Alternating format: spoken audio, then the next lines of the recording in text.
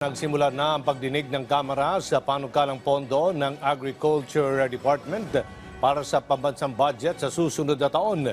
Agriculture Secretary Francisco Chu Laurel Jr.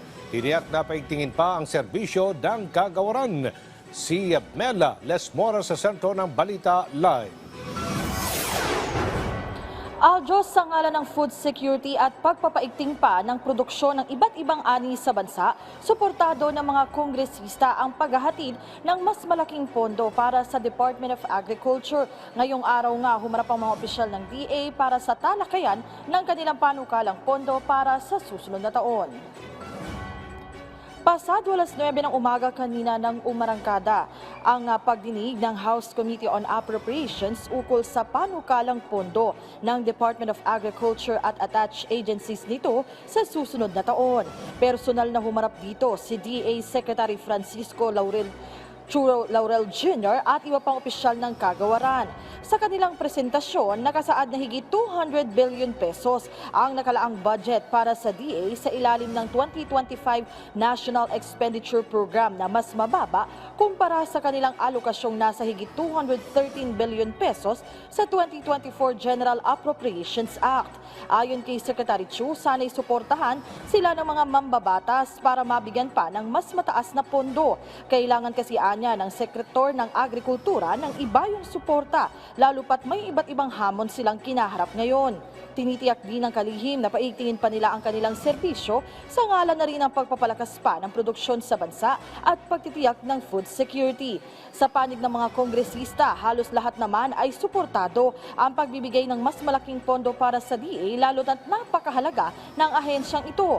Paalala lang ng ilan sa kanila, dapat ay busiin din ang naging performance ng DA nitong mga nagdaang taon para matiyak na sulit din ang ibibigay sa kanilang pondo. Samantala sa ngayon, ilan pa sa mga naungkat sa issue ang pagdinig, issue sa pagdinig ay ang importasyon, presyo ng bigas at mga hakbang kontra korupsyon. Pagtitiyak naman ng DA, lahat na makabubuti para sa ating mga kababayan, yun ang kanilang bibigyang pansin. Sa mga puntong ito, pakinggan natin ang bahagi ng pahayag ng kalihim ng DA. Our plans for the coming years are guided by the President's strategies to ensure access to safe, affordable, and nutritious food for all, especially the poor, to increase farm incomes and alleviate hunger and rural poverty, to promote modern, climate-resistant logistics and private enterprises throughout the food value chain, to enhance the efficiency of public institutions managing agriculture and fisheries.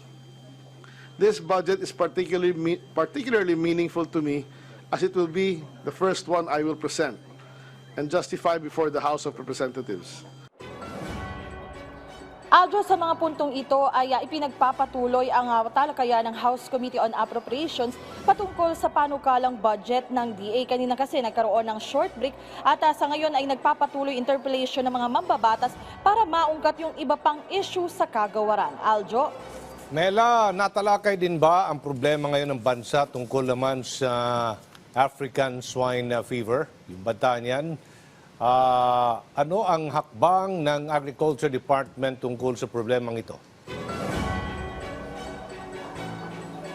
Aljo, kanina lamang nga ay nagkaroon ng pagkakataon din yung media na makapanayam siya DA Secretary Francisco Chu Laurel Jr. At yan yung isa sa mga pangunahing natanong ng media. At ang sinasabi naman ni DA Secretary, bagamat ito nga yung isa sa mga main challenges sa kanila ngayon sa kanilang ahensya, ay tinitiyak naman niya ang kanilang maagap na pagtugon. Sa katunayan, Aljo, sinabi niya na wala namang shortage ngayon sa supply ng baboy at inaasahan nilang parating na rin yung bakuna na kanilang inayos para dito sa problemang ito. At ang sinasabi nga, Aljo, ng ating Agriculture Department kasama sa kanilang hinihilingang pondo ay yung pagtugon sa mga ganitong mga issue at para din matulungan yung ating mga kababayan at yung iba pa sa sektor ng agrikultura. Aljo?